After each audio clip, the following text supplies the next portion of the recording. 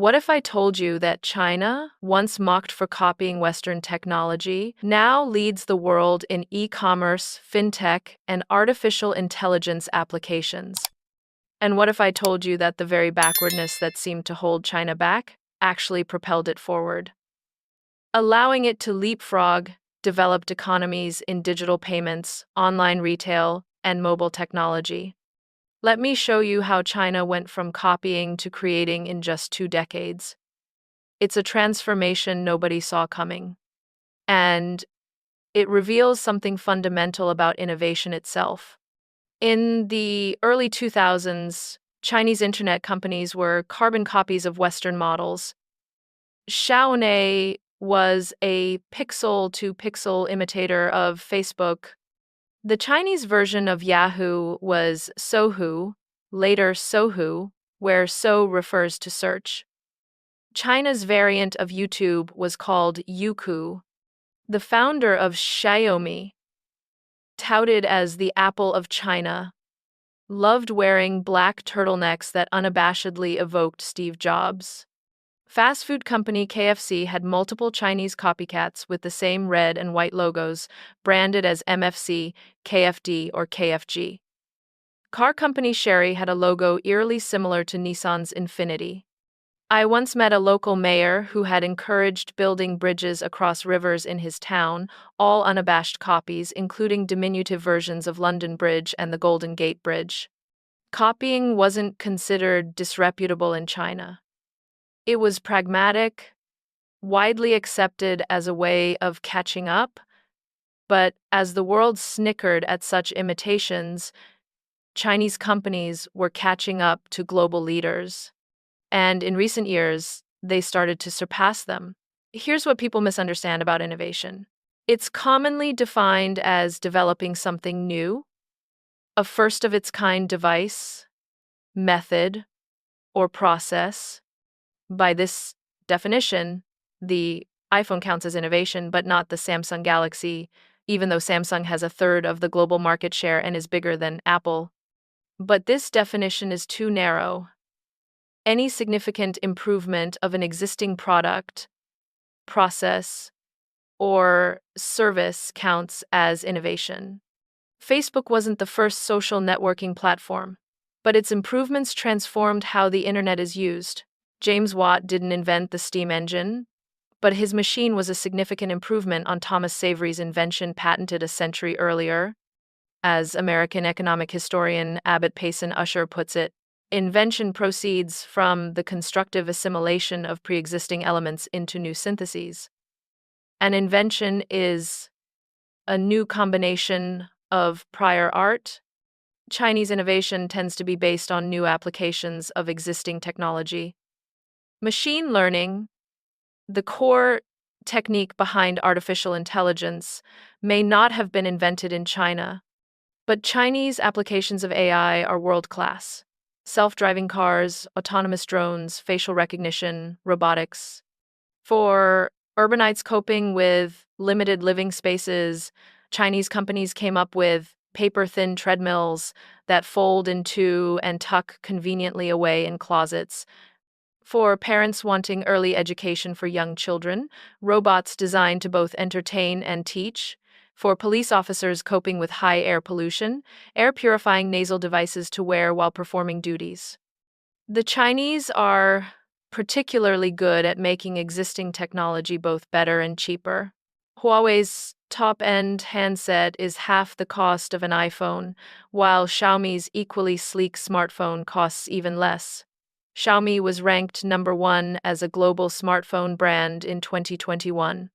Perhaps above all, China has been creative in developing business models. Everyone knows video streaming platforms, but China's iQIYI allows viewers to purchase products and clothing from the very shows they're watching. Right in the moment, Pinduoduo encourages members shopping online to form teams to get group discounts and play games with friends and family to win prizes. This novel shopping experience allowed it to become the fastest-growing company in history, from an upstart in 2015 to a $30 billion company at its IPO 3 years later. Meituan combined the services of Groupon, Grubhub, TripAdvisor, and Yelp all on one platform. These companies are finding new ways to monetize services, attract customers, encourage them to buy. Chinese companies are remarkably clever at taking existing technologies and applying them in new ways, expanding them from one to N. Some dismiss these adaptations as mere tinkering, but they're significant because they contribute to growth by increasing productivity and generating income. China is replete with first-of-their-kind companies, Mobeek for bike sharing, Ant, the payment-cum-financial technology company that spun off from Alibaba, is easily the most innovative such company in the world. TikTok isn't the first short video sharing app, but its AI-powered technology is the best of its kind.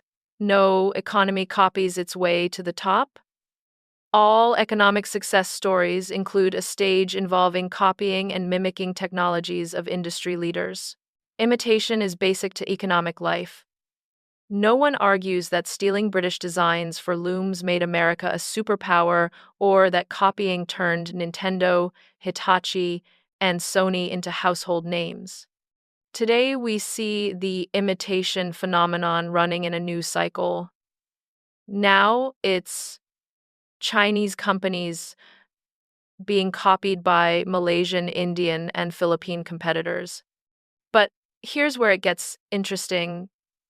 Backwardness provided China with advantages by spurring radical innovation as solutions to previously unresolved problems, leading to technological leapfrogging. E-commerce sprang up in China because residents living outside large cities had few traditional retail options. In this arid landscape, companies like Alibaba found opportunity to flourish. Now, Chinese e-commerce companies are the most innovative in the world. The same holds true for financial technology companies, which sprang to life responding to China's inchoate financial industry that failed to serve households and firms. China was free to ride the wave of a revolution in financial technology and create a totally new ecosystem of digital payments. Chinese consumers scan QR codes with phones to pay instantly for purchases. With a few clicks, they can pay, borrow, invest, or purchase insurance products tailored to their needs. Having once been the front runner, the US now lags far behind in digital payment technologies. The burden of legacy creates powerful incumbents with deep-seated interests in maintaining the status quo. Kodak was first to develop the digital camera, but intentionally held back for fear of losing its lucrative film business. Eventually, that decision proved fatal. Innovative fintechs provide dramatic benefits to those in remote areas, far from bank branches or ATMs. Studies show that Ant's big data technology promotes inclusive financing. Ant's MY Bank services 35 million of the country's 100 million small and medium-sized companies. Borrowers' digital footprints serve as new collateral, lowering default rates. In the latter part of the 20th century, China leveraged economies of scale to build a manufacturing powerhouse. But in the age of information, scale takes on new significance. Because tech companies are based on data, they harness what economists call increasing returns to scale. If you double the inputs, you more than double the output. Artificial intelligence creates a virtuous loop where the more data flowing into algorithms, the more efficient those algorithms become. Chinese companies enjoy clear competitive advantage with their giant domestic market. Toutiao perfected newsfeed technology matching people with news they might like thanks to a huge customer base. The founder of Ctrip, the largest online travel company in China, tells me size allows rapid learning from vast numbers of customers. Alibaba has 800 million users on various platforms, 500 million consumers borrowing money from Alipay. Information harvested from more than 1 billion users of Tencent's services helps make the company's products more useful and fun. Scale is not everything, which explains why India doesn't have nearly as many tech giants as China. Other crucial factors include human capital, physical and digital infrastructure, long-term financial capital. But scale matters in ways far more pronounced than in a predigital economy. When a factory makes an additional shoe, production and sale incur additional cost. But the additional cost of delivering a digital product over the internet is next to nothing. Tech companies become more profitable by acquiring as many customers as possible. Having 1.4 billion consumers connected by internet and accessible via smartphones is tremendous advantage. Of the 25 most valuable internet companies in 2020, 11 were American and 9 Chinese. Of every 10 venture capital dollars invested in AI in 2018, 5 went to Chinese startups and 4 to American ones. On many fronts, from e-commerce to ride sharing, it's Chinese and American companies competing toe-to-toe. The internet technology sphere is split between the two largest economies, partly because of benefits of scale. The natural question is whether people around the world will use Instagram or TikTok, ride with Didi or Uber, shop with Amazon or Alibaba. The die may already be cast in China and the US, but other parts of the global marketplace are up for grabs. In 2017, Didi made its first foray into Mexico, where Uber controlled almost 87% of the market. Mexico shares a border with the US. English is more widely spoken than Chinese. Mexicans know more about American than Chinese culture. Yet, only a few years later, Didi surpassed Uber as the biggest player, with 56% of the market in 2022. Uber took the model that proved successful in the US and tried replicating it in other countries. Didi's strategy focused on adapting their model to accommodate demographic conditions, cultural norms, and national characteristics. In Brazil, where many drivers live hand to mouth, Didi paid them daily rather than monthly. Most didn't have bank accounts, so Didi created one-click application allowing approval within days. During COVID-19, Didi provided free disinfectant and face shields. Because most Latin American transactions were cash-based and exchanging money was dangerous during the pandemic, Didi added a digital wallet to its app. Didi invested heavily in training centers, facial recognition technology, relationships with local banks. Different tech sectors exhibit distinctive market profiles. Internet search engines are dominated by one player, Google. When it comes to 5G telecom equipment, there are just 4 global players: Huawei, Ericsson, Nokia, Samsung. But ride-sharing has significant local players. In Southeast Asia, Grab is popular. In Russia, Uber merged with Yandex. In India, Ola wrestles with Uber. In e-commerce, even more local players vie with global giants. In Indonesia, Shopee and Tokopedia capture majority market share. In India, Flipkart is ahead of Amazon. Even in China, Alibaba has less than 60% of the market as JD.com and Pinduoduo aggressively stake claims. One important factor is whether a sector has global or local externality. Google's search engine has universal benefits. Whatever Google does in India is good for the company worldwide. Amazon has significant global externalities because its extensive network means consumers worldwide benefit from wide variety of offerings. In sectors with significant global spillover, whoever has better technology likely dominates the entire global market. But sectors with significant local externalities, like online delivery and ride-sharing, can accommodate variety of local competitors. WeChat, despite being fantastic and massively successful in China, enjoyed less international appeal. Social media has important cultural dimension, and WeChat is designed mostly to suit Chinese customs, tastes, demands. However, If the new generation of Chinese entrepreneurs can produce goods appealing to millennials worldwide the way K-pop and TikTok have, Chinese companies may become serious competitors. But here's the twist.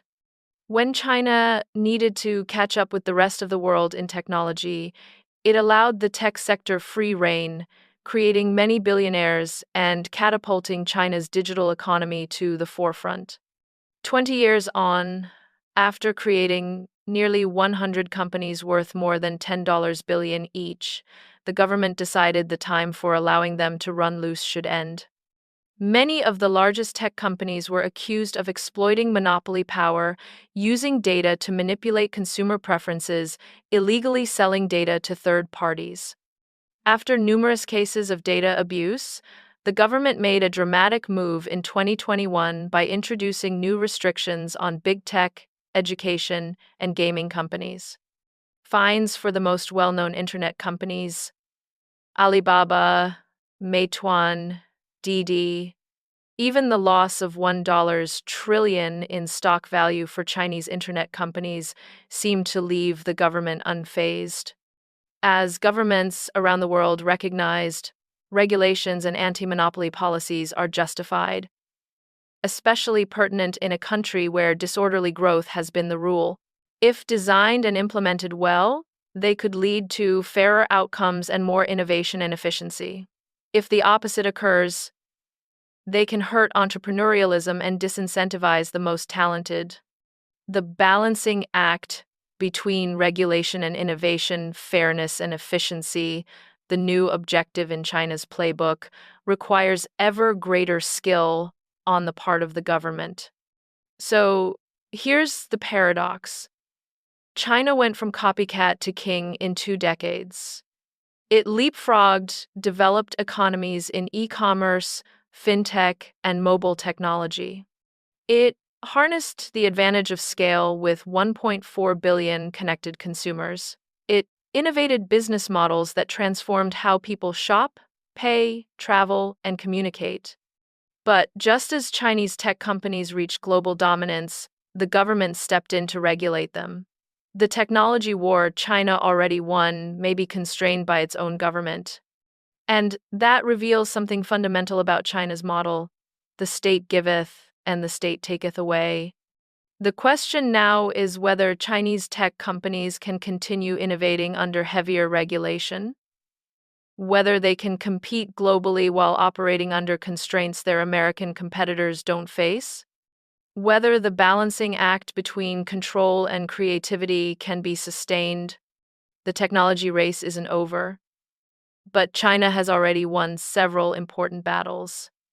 And understanding how it got here reveals everything about how innovation actually works in the 21st century.